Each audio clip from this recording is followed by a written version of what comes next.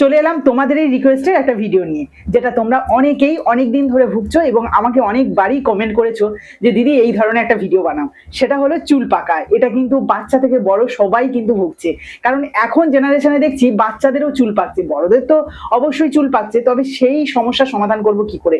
প্রথমে বলি, বাচ্চাদের যে চুল পাকাটা সেটা কিন্তু নর্মাল চুল পাকা না, সেটা পেটের সমস্যা, অন্য কিছু সমস্যার জন্য সেটা তো অবশ্যই ডাক্তার দেখাতে হবে। একটু বয়স হয়ে গেলে কিন্তু চুল পাকা শুরু হয়ে যায়, আর সেই চুল পাকা থেকে রেহাই পেতে গিয়ে বিভিন্ন শপ থেকে কিন্তু বিভিন্ন ধরনের কেমিক্যাল যুক্ত প্রোডাক্ট নিয়ে এসে চুলে লাগায়। আর এতে করে কিন্তু সমস্যাটা কি হয় বলতো, অ্যালার্জি আছে তখন কিন্তু স্ক্যাল্পটা পুরো ফুলে যায় আর বিভিন্ন রকম ঘা প্যাঁচড়া এইসব বেরোতে থাকে। তার জন্য উল্টে আবার ডাক্তারের কাছে যেতে হয়। আমার হাতে নাতে প্রমাণ আছে, আমার শ্বশুর মশাই প্রায় সময় এরকম চুল কালার করে আর পুরো স্ক্যাল্পটা ফুলে যায়, তখন কিন্তু ওই ডাক্তারের কাছ থেকে ওষুধ নিয়ে এসে মেখে ঠিক করতে হয়। তবে এই সব কেমিক্যাল প্রোডাক্ট গুলো ছেড়ে দিয়ে যদি ঘরোয়া উপায়ে চুলগুলোকে কালার করা যায় বা কালো করা যায়, আর কোনো সমস্যা নেই। তো চলো কথা না বাড়িয়ে আমি দেখিয়ে দিই কি কি ঘরোয়া উপকরণ নিয়েছি। প্রথম যে উপকরণটা সেটা তোমাদের দেখিয়ে দিচ্ছি। গাছের পাতা এবং ডাল দেখে অনেকে হয়তো চিনতে পারছো। এটা কিন্তু ভীষণ ভালো আমাদের চুলের জন্য। শুধু যে চুলকে কালো করে তা নয়, চুলের গোড়া শক্ত করে এবং খুশকি নিরাময় করে, এবং চুল ওটা তো পুরোপুরি রিমুভ হয়ে যায়। এটা কি বলতো, কেশব পাতা বা কেস্ত পাতা। এটা আমরা ছোটবেলা থেকে কিন্তু ব্যবহার করতাম, কিন্তু মাস্ট লাগবে চুলটাকে কালো করতে গেলে। আর তার সাথে কিছু উপকরণ আছে, সেগুলো দেখিয়ে দিই। নিয়ে নিয়েছি চা পাতা, আর এই চা পাতা বা চায়ের গুঁড়োটা ভীষণ ভালো কিন্তু চুল কালো করার জন্য, যেমন তেমনি চুলকে কিন্তু খুব সুন্দর স্মুথ করে এবং চুলের গোড়া শক্ত করে, আর চুলটাকে তো অবশ্যই কালো করবে। এর সাথে নিয়ে নিচ্ছি 1 চামচ সর্ষে, আর নিয়ে নিলাম মেথি। এই 4টে উপকরণ দিয়ে কিন্তু আমার চুলটাকে পুরোপুরি কালো করে ফেলবো।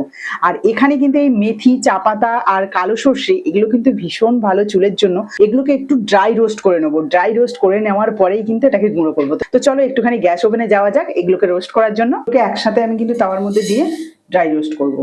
সর্ষেগুলো ফাটছে না, এটা দেখে কিন্তু ভয় পাওয়ার কোনো কারণ নেই। যখন খুব বেশি ফাটছে তখন কিন্তু আমি একটু উঁচু করে নিচ্ছি। এটা সুন্দরভাবে রোস্ট হচ্ছে, এই দেখো। এবার এটাকে মিক্সিতে গুঁড়ো করে নেবো। মিহি গুঁড়ো করে নিয়ে চলে এসেছি, আর গুঁড়ো করার পর দেখো পুরো কালো লাগছে না? তবে এখানে একটা কথা বলি, তোমরা যদি হেনার সাথে ব্যবহার করো সরাসরি কিন্তু এইভাবে ব্যবহার করতে পারো। যেমন ভাবে হেনা করো তার সাথে এটাও মিক্স করবে, আর যে পাতাটা আছে সেটাকেও পেস্ট করে নিয়ে এর সাথে মিক্সড করে নিতে পারো। তবে আমি এটা একটু অন্যরকম ভাবে লাগাবো, কোনো রকম হেনা ব্যবহার করব না, তার জন্য কিন্তু এটাকে একটুখানি চালিয়ে নেব। তো চালানোর জন্য এখানে একটা চালুনি নিয়েছি, এইভাবে কিন্তু চালিয়ে নিতে হবে, তাহলে একদম মিহি থাকবে, চুলে লাগাতে খুব সুবিধা হবে। একদম মিহি গুঁড়োটা নিয়ে নিলাম। এবারে বাকি যে কাজটা রয়েছে, এই যে কেস্ত পাতা বা কেশব পাতা, এগুলোকে একটু পেস্ট করে নিতে হবে কষ্ট করে। এর জন্য কিন্তু অল্প একটু জল লাগবে, না হলে কিন্তু পেস্টটা ভালো হবে না। পেস্টটা দেখো আমি এভাবেই করে নিয়েছি। এবার এই কেস্ত পাতার পেস্টটাও কিন্তু তোমরা সরাসরি ওই গুঁড়োটার সাথে মিশিয়ে লাগাতে পারো, তবে আমি একটু অন্যরকম আগেই বলেছি যে লাগাবো, তার জন্য কিন্তু এই যে ছেঁকে নেব, মানে পিওর শুধু রসটা নিয়ে নেব। অনেক সময় কি হয় বলতো, যদি আমি এই যে পেস্ট করার সমেত যদি চুলে লাগাই, তখন কিন্তু লাগাতে গিয়ে অনেক ঝরে ঝরে পড়ে, মানে দানা দানা থাকলে দেখবে সেগুলো চুলের 4 সাইড থেকে শরীরে মানে বিভিন্ন জায়গায় জামা কাপড়ে পড়ে।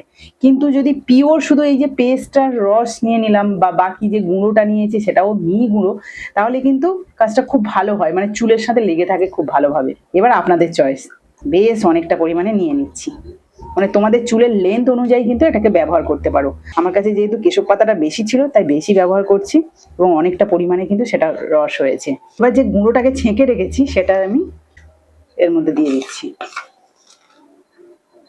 তার সাথে দিয়ে দেবো একটু সর্ষের তেল, মানে ওই 1.5 চামচ মতো সর্ষের তেল দেবো। 1 চামচ 1.5 চামচ। এত কিছু না লাগিয়ে তোমরা যদি শুধু কেশব পাতা লাগাও সেটাতেও কিন্তু ভালো চুল কালো হয়, তবে একটুখানি সময় সাপেক্ষ ব্যাপার। সুন্দর একটা স্মুথ লিকুইড তৈরি হয়ে গেছে। যে রেমেডিটা তৈরি করলাম চুল কালো করার জন্য, সেটা তো আমার চুলে লাগাতে পারছি না, কারণ আমার চুল তো এমনিই কালো রয়েছে। তবে মাকে ডেকে নিয়েছি, মার চুল কিন্তু এই যে সামনে সবে পাকা ধরেছে, তাই আমি এটা চুলে লাগিয়ে, মানে এই পাকা চুলে লাগিয়ে তোমাদের দেখাবো যে কেমন ভাবে চুলটা কালার হচ্ছে। তবে হ্যাঁ, একটা কথা আগে থেকে বলে দিই, লাগানোর সঙ্গে সঙ্গে কালো হয় না, একটুখানি সময় দিতে হয়, তবেই কিন্তু কালো হয়। তবু যাই হোক, এখন লাগিয়ে দেখি কেমন হচ্ছে। এই দেখো ব্রাশে একটুখানি লাগিয়ে নিয়েছি, আর এই জায়গাটা যেখানে পেকে গেছে চুলটা সেই জায়গাটায় আমি লাগিয়ে দিচ্ছি। এই দেখো, এই দেখো, এইভাবে কিন্তু আস্তে আস্তে সুন্দরভাবে লাগিয়ে নিতে হবে। তোমরা এটাকে কি করবে বলো তো, স্নানের 2 ঘন্টা আগে ভালো করে লাগিয়ে নেবে চুলে, তারপরে 2 ঘন্টা মতো রেখে দেবে, মানে একটুখানি থাকলে খুব ভালো হয়, বেশিক্ষণ থাকলে তাহলে কালারটা খুব সুন্দরভাবে ধরে যাবে।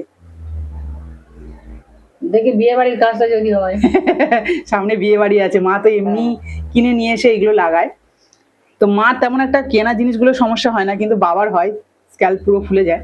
তো বন্ধুরা দেখো, লাগাতে লাগাতেই চুলগুলো কেমন কালো হয়ে গেল। প্রথমে তো পুরো সাদা ছিল সামনের চুলগুলো, সেগুলো কিন্তু অনেকটাই কালো ভাব চলে এলো। আরো কিছুক্ষণ রেখে দিলে, অবশ্যই মিনিমাম তোমাদের এটাকে আধা ঘন্টা কি 1 ঘন্টার জন্য রাখলে খুব ভালো হয়, তাহলে কালারটা কিন্তু খুব সুন্দরভাবে ধরবে। আর এটা যেহেতু ন্যাচারাল কালার, অবশ্যই স্কিনে কোনো রকম সমস্যা হবে না, খুব ভালো হবে। তো এই যে সাদা চুল পাকা করার যে একদম সহজ উপায়, এটা তোমাদের কেমন লাগলো অবশ্যই কিন্তু কমেন্টে জানিও। আর ভালো লাগলে প্লিজ একটা লাইক করে বন্ধুদের সাথে প্রচুর প্রচুর শেয়ার করো।